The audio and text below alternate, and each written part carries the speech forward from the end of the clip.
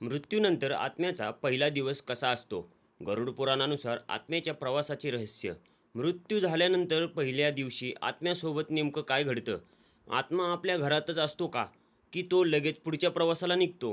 गरुड पुराणात याबद्दल अनेक धार्मिक वर्णने आढळतात, जी आजही लोकांमध्ये चर्चेचा विषय आहेत. आज आपण जाणून घेणार आहोत मृत्यूनंतर आत्म्याच्या पहिल्या दिवसाबद्दल पारंपरिक धार्मिक मान्यता काय सांगतात. हा व्हिडिओ शेवटपर्यंत नक्की पहा. हिंदू धर्मातील गरुड पुराण हा मृत्यू, कर्म आणि आत्म्याच्या प्रवासाविषयी माहिती देणारा महत्त्वाचा ग्रंथ मानला जातो. या ग्रंथात आत्म्याचा मृत्यूनंतरचा प्रवास, कर्मफळ आणि धार्मिक विधीचे महत्त्व वर्णन केले आहे. मात्र विविध परंपरा, संप्रदाय आणि अभ्यासकांनुसार याचे अर्थ वेगवेगळे असू शकतात. मृत्यूनंतरचा पहिला दिवस. धार्मिक श्रद्धेनुसार मृत्यूनंतर आत्म्याला आपल्या शरीरापासून वेगळे झाल्याची जाणीव होण्याचा काळ हा अत्यंत महत्त्वाचा मानला जातो.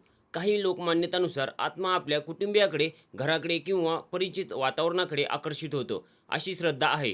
ही श्रद्धा असून तिची वैज्ञानिक पुष्टी उपलब्ध नाही. आत्म्याला काय जाणवते? गरुड पुराणातील काही वर्णनानुसार आत्मा आपल्या आयुष्यातील कर्माचा विचार करू लागतो असे सांगितले जाते. या कथाचा मुख्य उद्देश माणसाला सत्कर्माचे महत्त्व समजावणे हा आहे. कर्माचे महत्त्व. गरुड पुराणात वारंवार सांगितले आहे की माणसाच्या चांगल्या आणि वाईट कर्माचा परिणाम त्याच्या पुढील प्रवासावर होतो. म्हणूनच धर्म, दया, सत्य आणि सेवा यांना विशेष महत्त्व दिले गेले आहे. कुटुंबियांनी काय करावे? अनेक हिंदू कुटुंबामध्ये मृत्यूनंतर प्रार्थना, मंत्रपठण, श्रद्धांजली आणि धार्मिक विधी केले जातात. हे विधी श्रद्धेने आणि दिवंगत व्यक्तीच्या स्मरणार्थ केले जातात. पहिल्या दिवसाचे धार्मिक महत्त्व.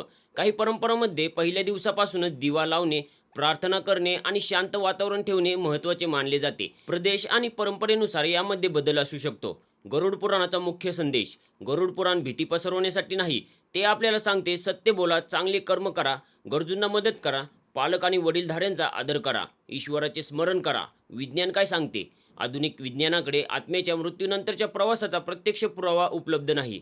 मृत्यूनंतरच्या अनुभवाबाबत धार्मिक श्रद्धा आणि वैज्ञानिक दृष्टिकोन वेगळे आहेत.